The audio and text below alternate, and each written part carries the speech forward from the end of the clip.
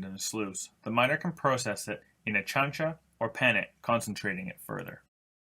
What has been shown here is only an example of how miners can process their ore. Depending on the country, these processes, crushing, sorting, and refining gold, can look very different, but the basic principle is the same.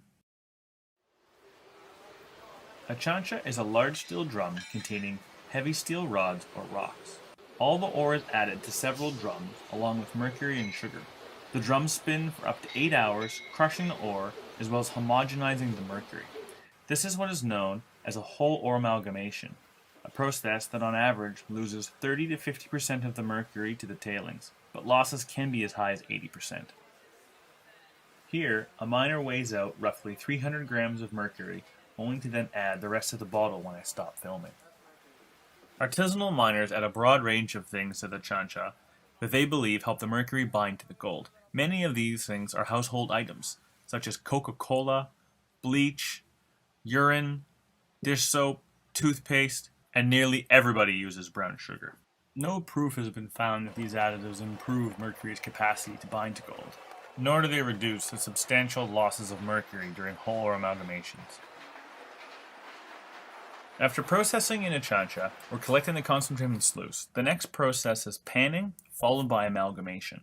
Artisanal miners will work for 8 to 10 hours, panning their material, reducing its size tenfold. The best panners can retain 90 to 95% of the gold in the material they're panning.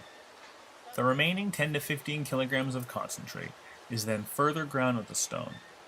Grinding the ore further decreases the size of the particles in the ore, as well as increases the chances of mercury forming a bond with the gold. After 4 to 6 hours of fine grinding, the gold is ready to be separated from the ore. This is done by filtering and rinsing the ore through a cheesecloth.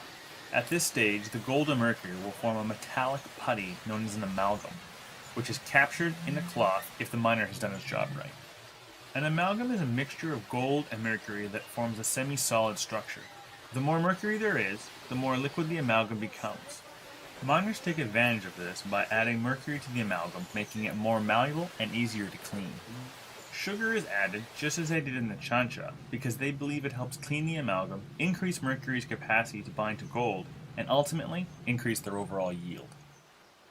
Once the amalgam has been cleaned, it is squeezed in a cloth to remove the excess mercury, creating an amalgam that is nearly 50-50 gold to mercury.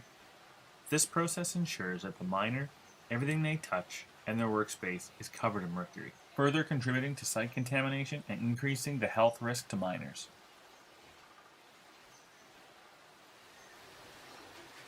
They take care to squeeze every last drop of mercury, which they collect and reuse. These men didn't believe mercury was expensive, but it lowers their overall costs, so why not? The last step in the artisanal miner's process is to separate the gold and the mercury, and this is done through vaporization. The amalgam is loaded into a retort, a device that is intended to capture the toxic mercury vapors and condense them in the water below. Retorts come in a variety of designs, such as this cup and trough system, to larger water-cooled reverse flow systems like this. A miner in Alpache saw the need for more effective retorts and has created a business buying and selling these high-end models. Unfortunately, not everyone's using these more modern retorts. After using the retort properly for 10 minutes, the miner opened the top to check on his gold, releasing the trapped cloud of mercury gas. Impatient, he burns the amalgam in the open air so he can watch the color change as his gold becomes tangible, while releasing the remaining mercury into the air and our lungs. Miners do not respect mercury. It takes too long for them to see the detrimental health effects of their daily exposure. Instead, they choose to gamble with their lives and work in environments with 1 million times the allowable concentration of mercury in the air.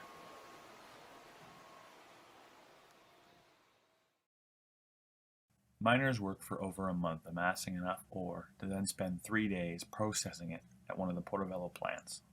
At best, they recover 30% of the total gold